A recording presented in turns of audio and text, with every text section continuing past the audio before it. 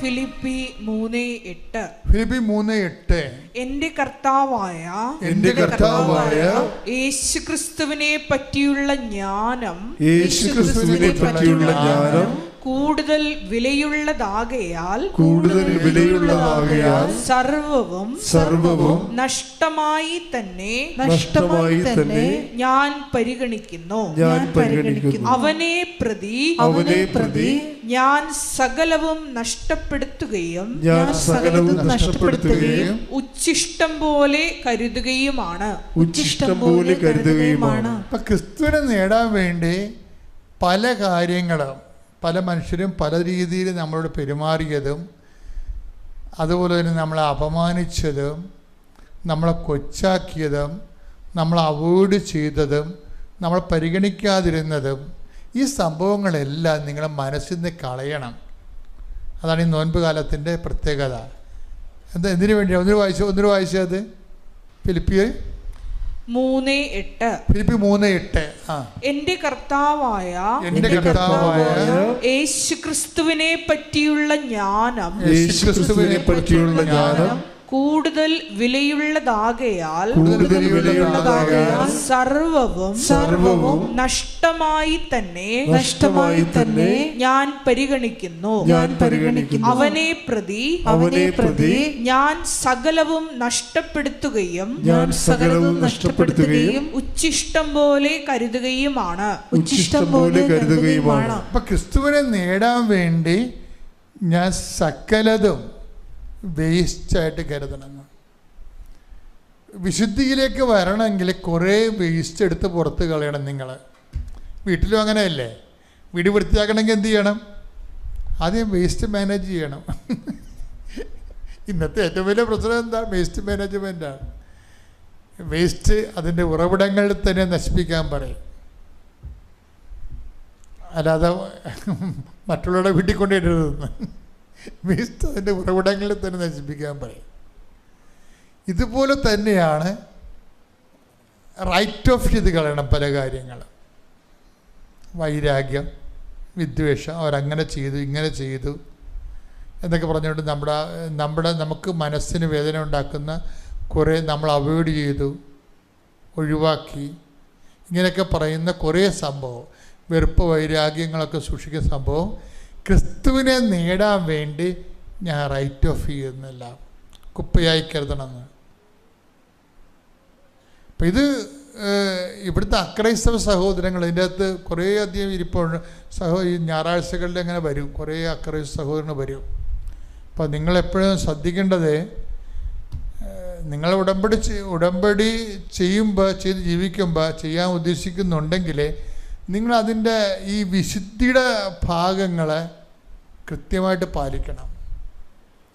വൈരാഗ്യം, വിദ്വേഷം, ചതി, മുൻകോപം, കലഹം, ഭിന്നത, ഇങ്ങനെയുള്ള എല്ലാം വേസ്റ്റായിട്ട് കരുതണം.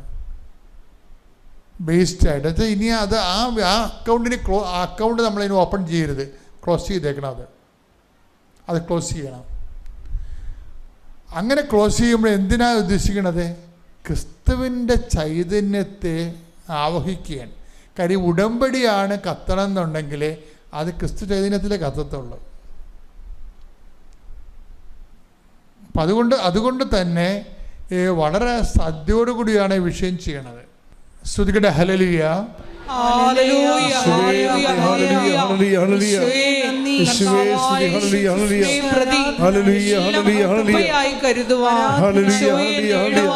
ഈ ആരാധനയിലൂടെ ഞങ്ങൾക്ക് അധിക കൃപ നൽകണമേ. ഹല്ലേലൂയ, ഹല്ലേലൂയ, ഹല്ലേലൂയ. മഹത്വം, മഹത്വം, ആരാധന, ആരാധന.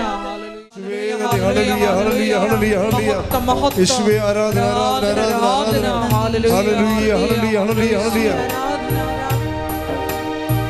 സാരമില്ലായി സത്സംഗങ്ങൾ മാറിപ്പോകും ഈ വേദന പാടുക. സാരമില്ലായി സത്സംഗങ്ങൾ മാറിപ്പോകും ഈ വേദനകൾ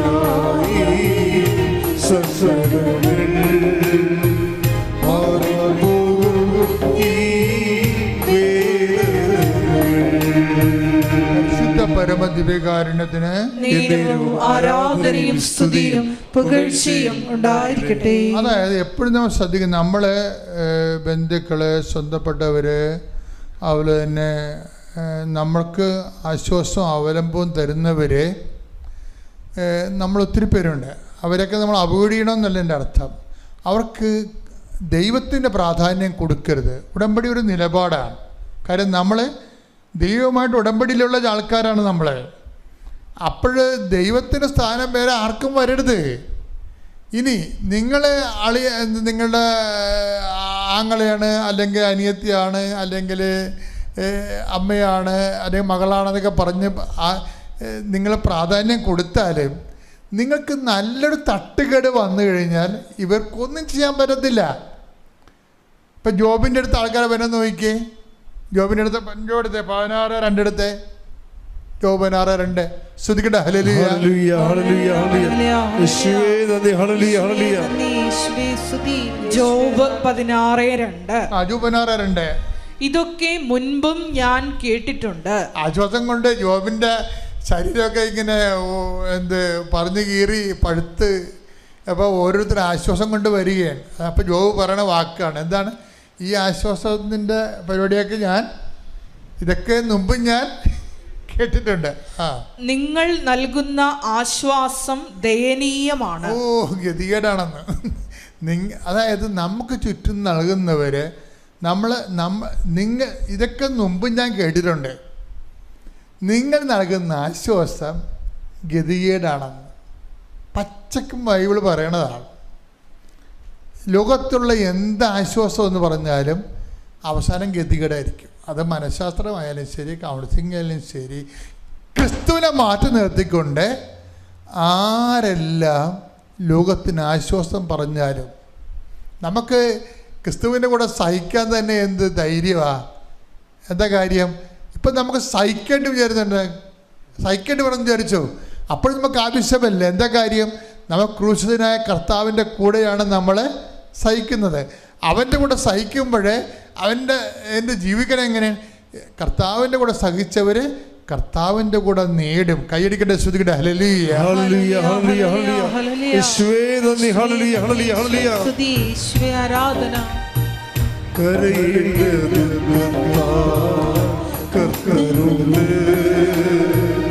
കണ്ണുനീരെല്ലാം യേശു മാറ്റിയിടുവേ.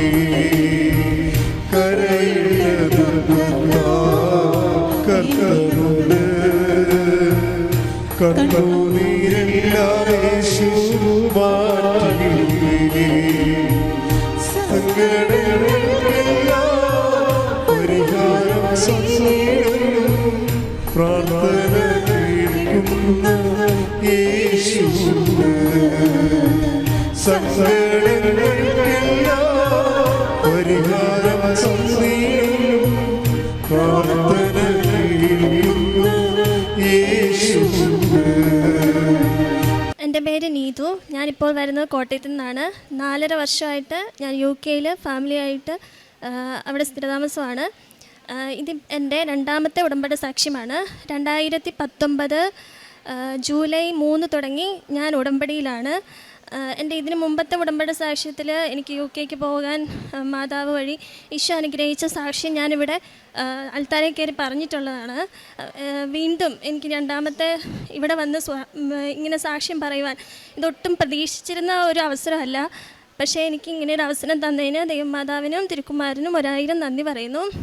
ഞാനിപ്പോൾ UK വന്നിരിക്കുന്നത് ഒരു എമർജൻസി ലീവ്, അതായത് ഒരു മാസമായിട്ട് എനിക്ക് പെട്ടെന്ന് നടുവിന് കലശലായ വേദന ഉണ്ടാവുകയും എനിക്ക് ഡ്യൂട്ടിക്ക് പോകാൻ, ഞാനവിടെ നേഴ്സായിട്ട് വർക്ക് ചെയ്യുന്നു UK. അപ്പോൾ ഡ്യൂട്ടിക്ക് പോകാൻ പറ്റാത്തൊരവസ്ഥയിൽ അതുമാതിരി നടുവേദന ഉണ്ടാവുകയും അതേ തുടർന്ന് ഞാൻ സിക്ക് ലീവ് എടുത്ത് അവിടെ ഞങ്ങൾ അവിടെ ജനറൽ പ്രാക്ടീഷണറെ കണ്ട് ഡോക്ടർ പറഞ്ഞു റെസ്റ്റ് എടുക്കുക, പെയിൻ കില്ലേഴ്സ് എടുക്കുക. പക്ഷേ അങ്ങനെയൊക്കെ ചെയ്തിട്ട് പോലും എനിക്കൊരു കുറവും ഇല്ല, എനിക്കൊരു കാര്യം ചെയ്യാൻ പറ്റുന്നില്ല. പിന്നീട് എനിക്ക് നിൽക്കാനോ ഇരിക്കാനോ ഒന്നും പറ്റണില്ല. എനിക്ക് 2 പിള്ളേരുണ്ട്, ഹസ്ബൻഡിന് ഡ്യൂട്ടിക്ക് പോകാൻ പറ്റണില്ല, ഒന്നും പറ്റണില്ല. അപ്പം ഞാൻ പിന്നീട് അവിടെ എമർജൻസി ഡിപ്പാർട്ട്മെൻറ്റിൽ ഡോക്ടറെ പോയി കാണിച്ചു. അപ്പോൾ ഡോക്ടർ എൻ്റെ അടുത്ത് പറഞ്ഞു ഇങ്ങനെ റേഡിയേറ്റിംഗ് ഉള്ള കാരണം MRI ചെയ്യാം. MRI ചെയ്തു. ചെയ്തു. MRI ചെയ്തപ്പോൾ അവർ പറഞ്ഞു 3 സ്ഥലത്ത് ഡിസ്ക് ബൾജുണ്ട് സ്പൈനൽ കോഡിൽ. അതുപോലെ തന്നെ അവർ സ്പൈനൽ കോഡിൻ്റെ MRI ആണ് ചെയ്തെങ്കിലും ഇൻസിഡൻ്റൽ ഫൈൻഡിങ് എന്ന് പറഞ്ഞിട്ട് തലയിൽ ഹെഡിൽ ഒരു സിസ്റ്റ്, എൻലാർജ്ഡ് സിസ്റ്റ് എന്ന് പറയുന്നു. അപ്പോൾ അത് അവർ ആ MRIയിൽ നോട്ടിഫൈ ചെയ്യുവാണ്. അപ്പോൾ അതിനുവേണ്ടി ഫർദർ അപ്പോയിൻമെൻറ്റ്, ഇത് നേരത്തെ അറിയാൻ മേലാത്ത കാര്യമാണെങ്കിൽ ഫർദർ അപ്പോയിൻമെൻറ്റ് ചെയ്യുക എന്ന് പറഞ്ഞ് അവർ നോട്ട് ചെയ്യുന്നു. അപ്പോൾ ഇതെനിക്കൊരു പുതിയൊരു കാര്യമായിരുന്നു, ഈ സിസ്റ്റ് എന്ന് പറയുന്ന കാര്യം. അപ്പോൾ അങ്ങനെ ആ റിപ്പോർട്ട് ഡോക്ടർ കണ്ട് അപ്പോൾ എൻ്റെ അടുത്ത് വീണ്ടും അവരെ ഫിസിയോതെറാപ്പിക്ക് റെഫർ ചെയ്തു ഈ നടുവേദനയ്ക്ക് വേണ്ടി. പക്ഷേ ഫിസിയോതെറാപ്പിക്ക് അപ്പോയിൻമെൻറ്റ് കിട്ടണമെങ്കിൽ 1 മാസം കഴിയും. അതുപോലെ ഒരു ഓർത്തോ ഡോക്ടറെ കാണണമെങ്കിൽ 1 മാസം കഴിഞ്ഞിട്ടാണ് എനിക്ക് അപ്പോയിൻമെൻറ്റ് കിട്ടിയത്. പിന്നെ അതുപോലെ തന്നെ ഈ സിസ്റ്റം നിൽക്കുന്നു. എനിക്ക് ഇടയ്ക്കിടയ്ക്ക് ചെറുപ്പം തൊട്ടേ തലവേദന ഉണ്ടാകാറുണ്ട്, സൈനസൈറ്റിസ് ഉണ്ടാകാറുണ്ട്. അത് സൈനസൈറ്റിസിൻ്റെയാണെന്നാണ് ഞാൻ വിചാരിച്ചിരുന്നത്. പിന്നെ ഈ റിപ്പോർട്ടിൽ കണ്ടപ്പം എനിക്ക് പെട്ടെന്ന് എന്തൊക്കെയോ ചിന്തകൾ എൻ്റെ മനസ്സിൽ കൂടെ വന്നു. അതിനുശേഷം ഞാൻ പെട്ടെന്ന് ഓൺലൈൻ ഉടമ്പടി എടുക്കുക. ഞാൻ ഓൾറെഡി NRI ഉടമ്പടി ആയതുകൊണ്ട് 1 കൊല്ലമാണ് അതിൻ്റെ ഇതെങ്കിലും എനിക്ക് പെട്ടെന്ന് ഓൺലൈൻ ഉടമ്പടി എടുക്കാൻ തോന്നുക. ഓൺലൈൻ ഉടമ്പടി എടുത്തു, ഈ നിയോഗം വെച്ചു. അപ്പോൾ എൻ്റെ അടുത്ത് മാതാവ് എന്നെ തോന്നിപ്പിക്കുകയാണ് പെട്ടെന്ന് നാട്ടിലോട്ട് പോവുക, നാട്ടിൽ പോയിട്ട് ഒരു ട്രീറ്റ്മെൻറ്റ് എടുക്കുക. അങ്ങനെ കഴിഞ്ഞ മാസം 13-13 തീയതി ഞാൻ നാട്ടിൽ വന്നു. ഞാൻ വരുന്ന വഴിക്ക് എനിക്ക് നടുവേ അത്രയും ട്രാവൽ ചെയ്ത് വന്നെങ്കിലും ഞാൻ ഇവിടെ കയറി പ്രാർത്ഥിച്ചിട്ടാണ് ഞാൻ പോയത്. പിന്നീട് പിറ്റേ ദിവസം റിപ്പീറ്റ് MRI ചെയ്തു. റിപ്പീറ്റ് MRI ചെയ്തപ്പോൾ ഈ സെയിം ഡിസ്ക് ബൾജും ഉണ്ട്, അതിൻ്റെ കൂടെ പ്രൊട്രൂഷനും ഉണ്ട്. അതുപോലെ തന്നെ തലയിലെ സിസ്റ്റം അതേപടിയുണ്ട്. അപ്പം നടുവേദനയാണ് അന്നപ്പം നിൽക്കണത്. സിസ്റ്റിൽ എനിക്ക് വേറെ സിംറ്റംസ് ഒന്നുമില്ല. അപ്പം നടുവേദന ആദ്യം ട്രീറ്റ് ചെയ്യാമെന്ന് വെച്ചിട്ട് ഞങ്ങൾ ആയുർവേദ ഹോസ്പിറ്റലിൽ പോയി അഡ്മിറ്റായി. അവിടെ ട്രീറ്റ്മെൻറ്റ് ചെയ്തു. ഒരു 10 ദിവസം ട്രീറ്റ്മെൻറ്റ് ചെയ്ത് എൻ്റെ അടുത്ത് റെസ്റ്റ് എടുക്കാൻ പറഞ്ഞ് വീട്ടിൽ വന്നു. വീട്ടിൽ വന്ന് 2 ദിവസം കഴിഞ്ഞപ്പം എനിക്ക് നേരത്തെ ഉണ്ടതിലും കൂടുതൽ പെയിൻ അനുഭവപ്പെടുക.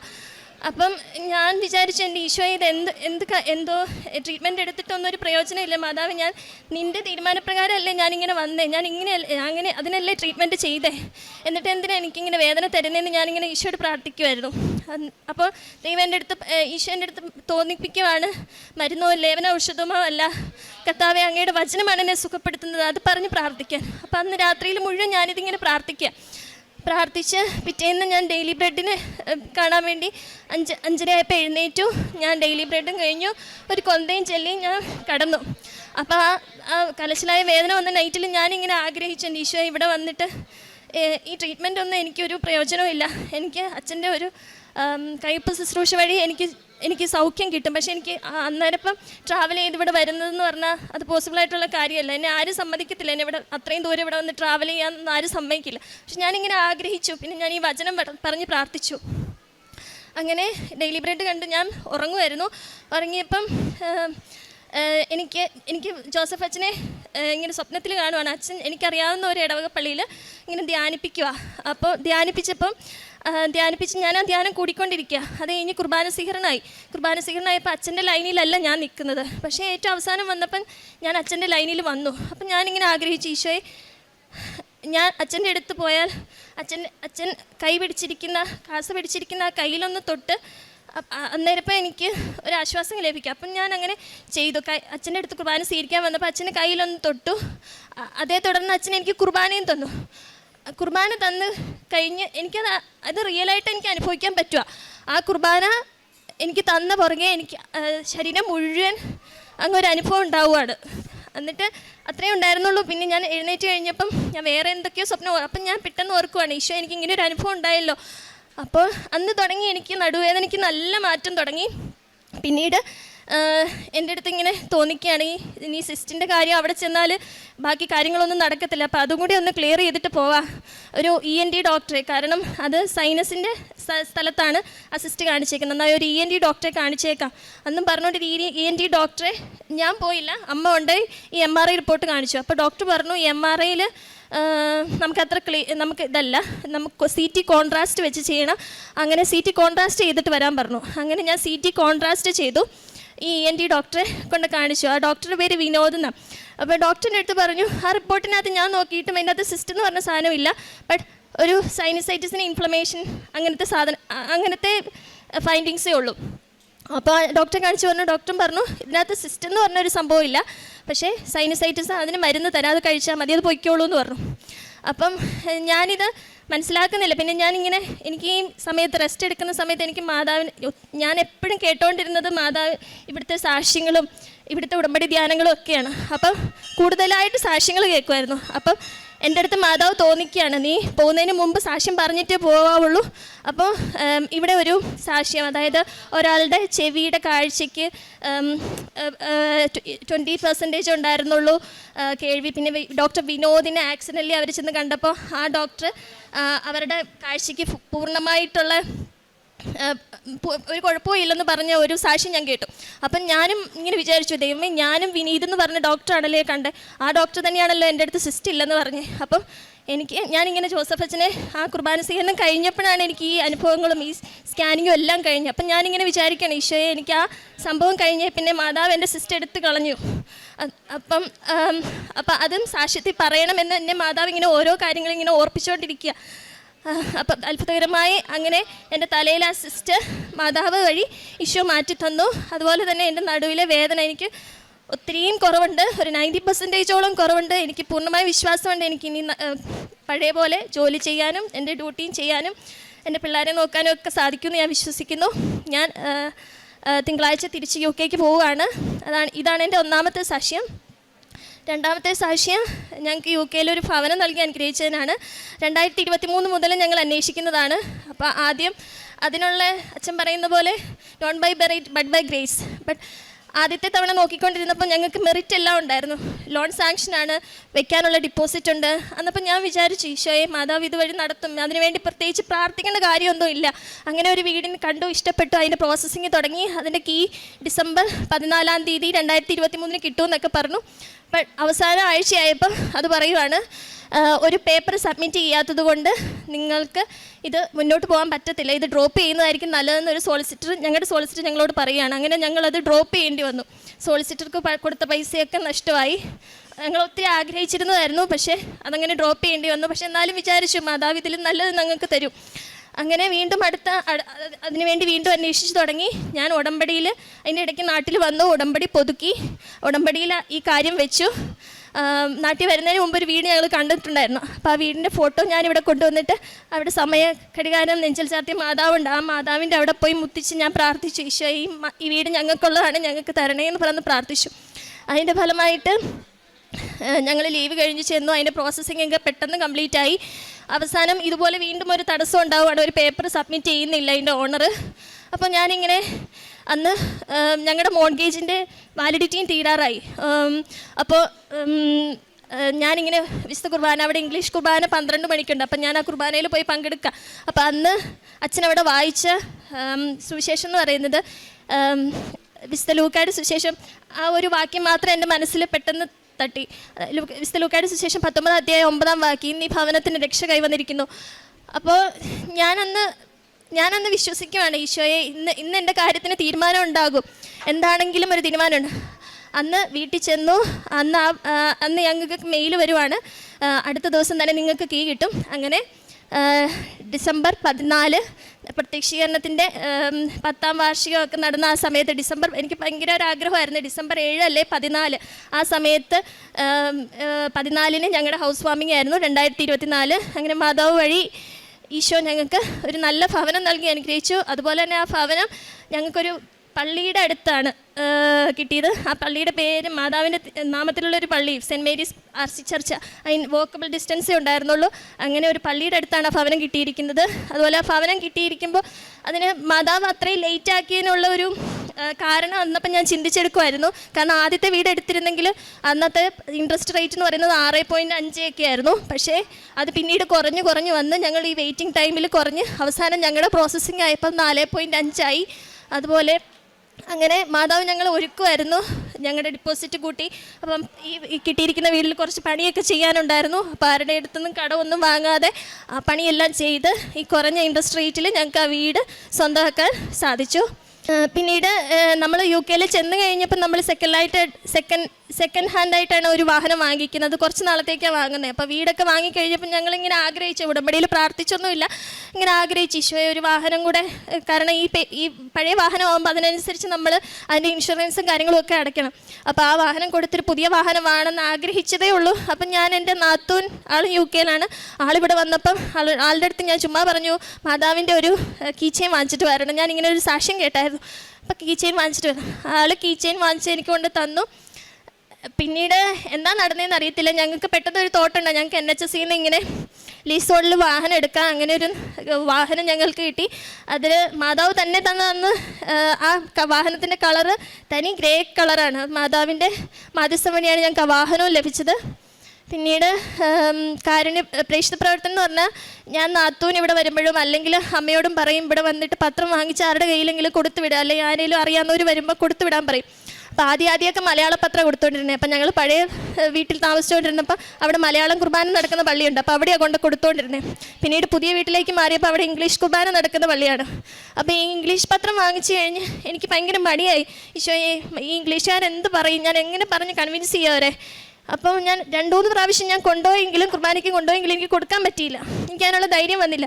പിന്നീട് ഈ നടുവേദന ഇങ്ങനെ വന്നു കഴിഞ്ഞപ്പോൾ, അതാണ് ദൈവം നമുക്ക് പരീക്ഷണങ്ങൾ തരുന്നത് ദൈവത്തോട് കൂടുതൽ അടുക്കാനാണ്. അപ്പോൾ ഇങ്ങനെ നടുവേദന ഇങ്ങനെ തന്നപ്പോൾ എനിക്ക് തോന്നിക്കുകയാണ് ഈ പത്രം നീ എത്രയും പെട്ടെന്ന് കൊടുക്കണം. അപ്പോൾ ഞാൻ ആ പത്രം എടുത്തു. അന്ന് കുർബാന കഴിഞ്ഞ് ഞാനിങ്ങനെ കുർബാന കഴിഞ്ഞ് ഓരോരുത്തർ ഇറങ്ങി വരുമ്പോൾ ഞാൻ പറയുകയാണ്, I am a marine missionary, it's a part of marine a parish, it's happen in Kerala എന്ന് പറഞ്ഞ് ഞാൻ തന്നെ അറിയത്തില്ല എനിക്ക് എങ്ങനെയൊക്കെ അങ്ങനെ പറയാൻ പറ്റിയെന്ന്. അവരെല്ലാവരും ഓരോരുത്തരോട് പറയുന്ന എല്ലാവരും നിന്ന് കേൾക്കുക. അങ്ങ് അവർ പറഞ്ഞ് കേട്ട് അവർക്ക് ഞാൻ ഓരോ പത്രവും കൊടുക്കുക. അതിൻ്റെ ഇടയ്ക്ക് ഒരാൾ എൻ്റെ അടുത്ത് പറഞ്ഞു, ഞാനും എൻ്റെ മൂത്ത മകനും നിന്നാണ് കൊടുക്കുന്നത്. എൻ്റെ ഹസ്ബൻഡ് ആൾക്ക് വിശ്വാസം ഉണ്ടെങ്കിൽ അത്ര വിശ്വാസമില്ല ഉടമ്പടിയിൽ, വിശ്വാസമുണ്ട് എന്നാൽ അതിനെതിരും ഒന്നുമല്ല. പക്ഷെ ആളും ഇളയ മകനും മാറി നിൽക്കുക. അപ്പോൾ എൻ്റെ മൂത്ത മകനുണ്ട് എൻ്റെ കൂടെ കൊടുക്കാൻ. അപ്പോൾ എൻ്റെ അടുത്ത് ഒരാൾ കൊടുത്തു കഴിഞ്ഞപ്പോൾ പുള്ളി മകനോട് പറയുകയാണ്, നിൻ്റെ അമ്മ she's A marine missionary, so take care of her എന്ന് പറഞ്ഞിട്ട് അവനോട് പറഞ്ഞ് ഏൽപ്പിക്കുക. അപ്പോൾ അതൊക്കെ കേട്ട് കഴിഞ്ഞപ്പോൾ മാതാവിൻ്റെ പ്രത്യേക ഒരു സംരക്ഷണം പെട്ടെന്ന് നമുക്ക് അനുഭവപ്പെടുന്ന ഒരു അവസരമായിരുന്നു അതൊക്കെ.